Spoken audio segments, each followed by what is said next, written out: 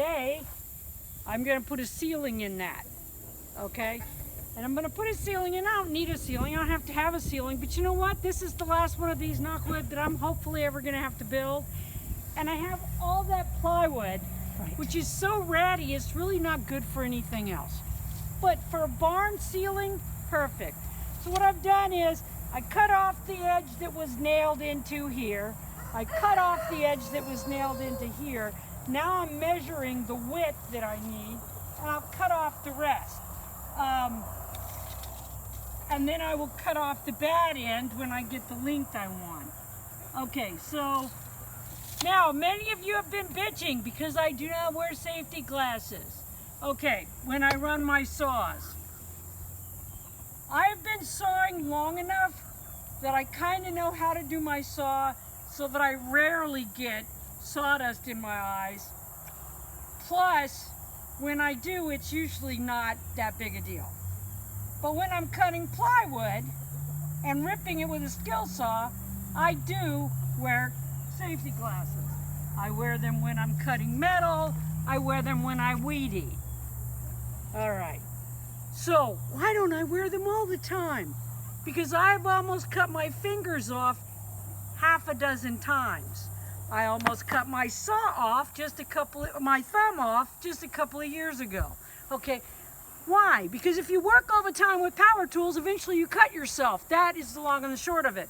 And so what I've done is I weigh the chances of eye damage against the very real chances of cutting off a finger. Because you can't see. I cannot wear safety glasses, especially in the heat. I sweat so much that in seconds I can't see out of them. Yeah. So when I'm cutting plywood like this, I can put them on, make the cut, take them off, they dry off. But if I'm running a chainsaw for hours, I can't do that. So that would be why. Not just because I throw caution to the wind. I'm not really that big a rebel. Thank goodness. So, Ruth Ginsburg just died, leaving a giant hole in our Supreme Court, which the asshat, the great orange asshat, hopes to fill with some of the worst candidates ever. So let's all just hope that doesn't happen. It is frustrating to keep going, isn't it? And just do your stuff when the world around you is imploding. Yeah. But that's how people get through rough times. People are still building stuff when everything's coming apart. So that's what we're doing. So what am I saying? So, that's, gotta get the plywood, but there's all kinds of other steps, of course, before I can do the plywood. If Lynn will come in here, I'll show you what I'm doing.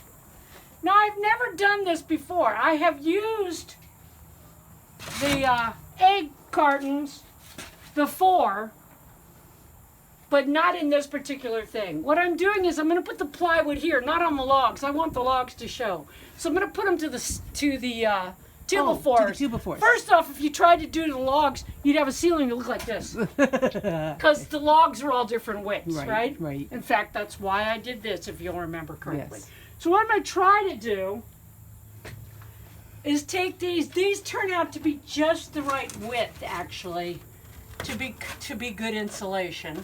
Right. So what I'm going to try to do, I've never done this before, so you're about to see if this works. We're on the maiden voyage. Okay, so I'm just going to put a little bit of liquid nails on there, not a lot, because I don't want to spend any more money than I have to, you know, to have free insulation. Yeah, exactly. Yeah. So I'm going to try to stick that. I'm going to stick it so that it goes up underneath there. And then I'm just going to try to stick it and see if it'll stay long enough. Okay, so I'm going to stick in some of those. And then, oh, it's feed sacks again. Yeah. Because it's not in the sun, the feed sacks should last probably indefinitely, because I've got them in my, you might have noticed, in my milk room. Right.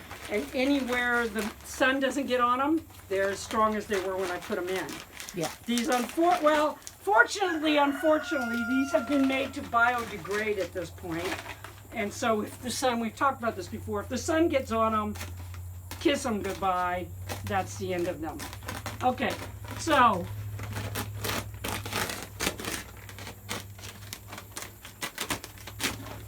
okay, so when I get done, what I'll do is I'll put the plastic over this and make a nice vapor barrier over the top of the egg cartons, and then I'll put the plywood on. Oh, that makes sense. So we should have a nice, it'll have some styrofoam insulation. With air pockets, which with is air always pockets, which is great. And then we'll have a vapor barrier, and then we'll have a ceiling in here.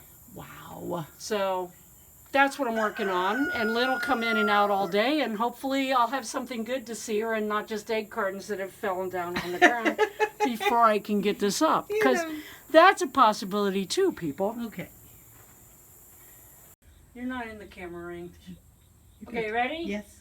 Okay, so that was a humongous pain in the ass. First off, I have this to say about liquid nails. Their little ad where they take a 2x4, or is that Loctite? It doesn't matter. It's the same kind of shit. They put a 2x4 up. Fuck, I was having a hell of a time getting the shit to even hold up an egg carton. But at any rate, so I got that done. Now I cut these. Now I'm hanging these up with my trusty nail gun. Uh-oh. That's not good. Not trusty, huh? I've got an air leak somewhere. All right, so I'm just putting them up, and it's a huge pain in the ass, okay? Let's not lie.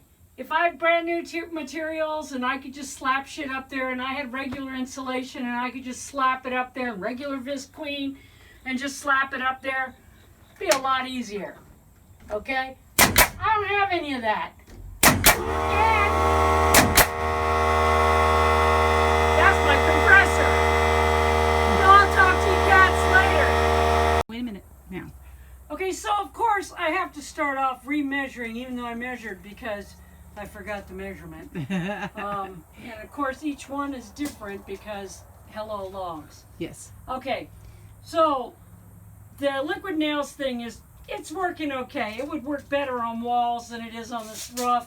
And I think in part it's this oxidation on this new tin that's causing it to fall off. But as always happens when I was building, I realized that most of the time I can just shove some staples in the side of the cartons right into the sides of these. Oh. And that's been working better than the glue. Yay. Okay, but mostly I wanted her to turn this back on so I could explain something. You know, do you see these goggles? I mean safety glasses? I went to the shop to get them because I couldn't find my other safety glasses. And about 5 seconds into looking, I thought, it's easier to just go get another pair. So my wife comes out and I tell her, she hands me my safety glasses, these. And I said, yeah, I went and got those because I can't find the other one. She said, you want me to look for them? I said, no. I'm sawing wood. She looks over. She says, your other safety glasses are on your hat. And then I explained to her, which is a true fact, that I do that kind of thing just to give her life purpose. Yes. I'm a giver. It's what I do. Yes. Okay. That's it for now. Okay. Okay, at the end of this day, she has put the ceiling in not quite 2/3 of this, because remember the pitch is different on each side. So this side is done, the other side's not done yet. She says if she gets excited, she'll paint it, but she's not real sure about that. And basically what this is going to do is it's going to reduce the heat in the summer and keep the warmth in the winter, so that it'll just be a tighter barn. And then of course she's going to do something with the walls as well to help keep in and out the elements again. Anyway, this was a full day's work because of course she had to cut every single piece at least 4 times because she was cutting off bad parts, etc., etc. Okay, good full day.